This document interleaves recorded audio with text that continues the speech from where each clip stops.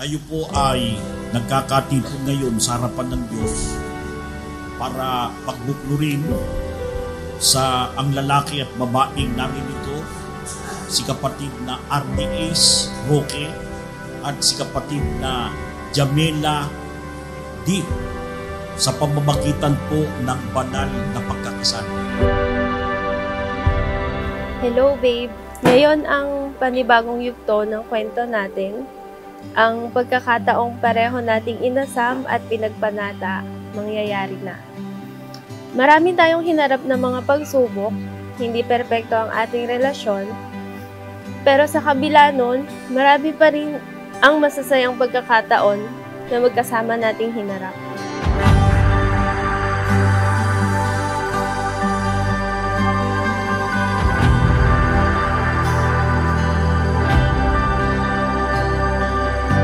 Hi babe! Nagsimula tayo na magkatrabaho hanggang mahulog yung loob ko sa'yo sa araw-araw natin pagsasama noon.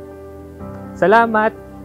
Hindi ka na inis, hindi ka nagsawa during nung nililigawan kita na persahan. Nagpapasalamat ako sa Ama dahil ikaw ang ipinagkaloob niyang maging aking kabiyak sa habang buhay. Ikaw ang isa sa pinakamagandang nangyari sa aking buhay. And ladies and gentlemen, it's my honor to present to you our world's newest couple.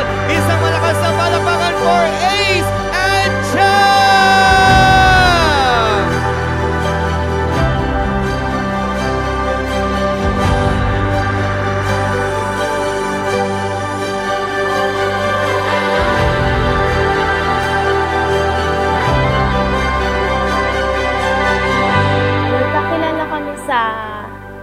Sa unang work namin sa isang project sa Bulacan.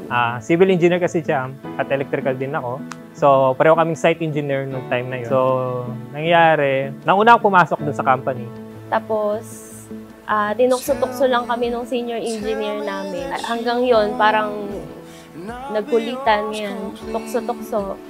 Tapos, nagkaligawan. Tapos, ayun. The rest is history. I know we'll have our disagreements, be fighting for no reason. I wouldn't change it for the world. Ako kasi hindi ako open sa family. So, yung mga problems, yung mga hindi ko kayang ikwento sa parents, siya yung nakikinig kasi sa akin. So, siya yung nagbibigay ng lakas sa mga panahon na ako lang mag-isa. Parang yung kung iisipin kung wala siya sa buhay ko, parang hindi ko ma-imagine kung paano ko malalampasan lahat yung naging problem namin. You make my heart feel like it's summer when the rain is pouring down. Kung hindi mo kita magkilala ngayon, baka sa hindi man yung araw nung sa project, baka sa ibang lugar naman, makilala kita. Kasi naramdaman ko na si Jam talaga yung makakasama ko sa buhay. Ang relasyon natin ay hindi perpekto, pero dahil sa Panginoon Diyos, nagiging perpekto ito. Nagsimula yung kwento ng buhay natin na walang pamagat, noong mga panahon na lumipas na parang hangin lang, na walang katiyakan kung saan ito pupunta. Salamat sa iyo, babe, at sa Panginoon Diyos, binigyan nyo ng direksyon yung buhay. Salamat sa mga gabay na pinaunawa nyo sa akin. Nangangako ako sa mga araw na darating, patuloy kitang lalong mamahalin at aalagaan. You make my heart feel like it's summer when the rain is pouring down.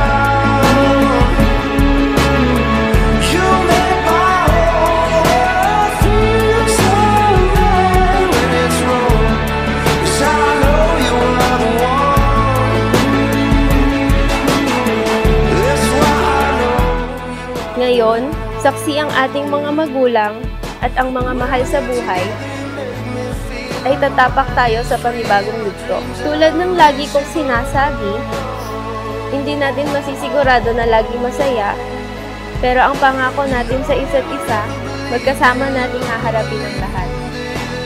Ano man ang mangyari, kapag magkasama tayo, ay nasisigurado kong kaya natin.